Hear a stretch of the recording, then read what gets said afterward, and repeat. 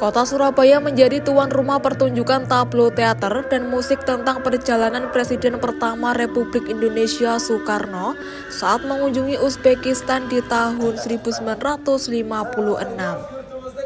Pertunjukan ini diperankan langsung oleh aktor Indonesia dan Uzbekistan di Balai Budaya Surabaya pada Jumat sore kemarin. Wali Kota Surabaya Eri Cahyadi menyambut hangat pementasan tersebut. Ia menyatakan kebanggaannya karena Surabaya dipilih sebagai lokasi pertunjukan yang memiliki nilai sejarah dan spiritual tinggi. Wali Kota Eri menilai permintaan Bung Karno untuk menziarahi makam Imam Al-Bukhari sebelum menerima undangan resmi dari Uni Soviet menunjukkan kuatnya spiritualitas dan kedalaman keislaman sang proklamator. Presiden Soekarno itu berbicara terkait dengan menemukan merangkai terkait dengan Pancasila. Itu juga dari mempelajari semua hadis yang ada di dalam Imam Bukhari Muslim. Ketika itulah akhirnya merangkai. Dan ketika setelah merangkai itu, ketika beliau menjadi presiden, maka beliau bermimpi tadi. Ada tempat makamnya Imam Bukhari, karena itulah salah satunya itu ada di Uni Soviet. Maka pada waktu presidennya mengundang ditemukan. Dan ini yang saya ingin menyampaikan ke warga Surabaya, bahwa ternyata Surabaya ini menjadi tempat bersejarah. Tempat bersejarah lahirnya Soekarno, presiden pertama di Indonesia. Dan yang lahir di Surabaya ini menemukan makam imam besar Imam Bukhari, makam imam besar yang sekarang diziarahi oleh seluruh orang Islam di dunia. Berarti apa? Surabaya ini penuh makna.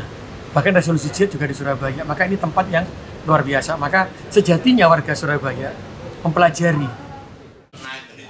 Di tempat yang sama, aktor senior dan seniman Indonesia yang sekaligus wakil gubernur DKI Jakarta Rano Karno menggarisbawahi kekuatan spiritual Bung Karno dalam meyakini keberadaan makam Imam Al-Bukhari meski secara fisik belum pernah ke Uzbekistan sebelumnya.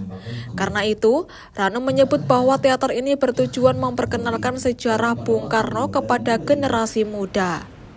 Sebab ia menilai selama ini anak-anak muda hanya mengenal Pancasila sebagai teks, bukan sebagai hasil dari perenungan mendalam.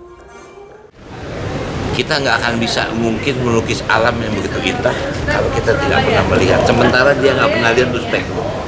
Bagaimana dia tahu makamnya di situ? Nah, itulah barangkali kekuatan yang mungkin kita nggak punya.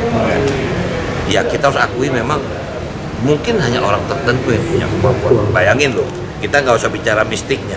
Tapi dia bisa meyakini Presiden Rusia untuk cari makamnya itu. Kan berarti punya kemampuan.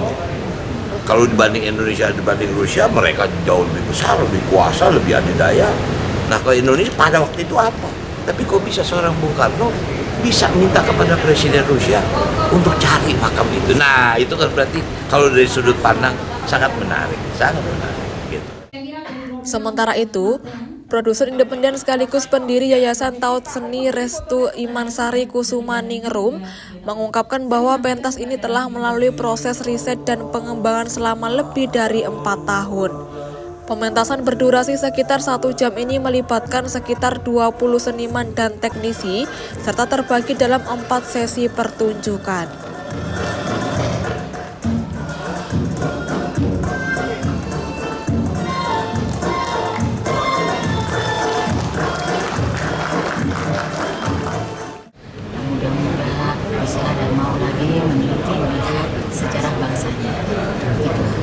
Sejarah itu milik semua peradaban manusia. Dia punya rekam jejaknya. Jadi kita jangan memanipulasi atau kita jangan mengada-ada atau yang kalau misalnya salah, oh nggak gini loh mbak, ya udah kita ralat gitu. Tapi sejarah adalah sejarah.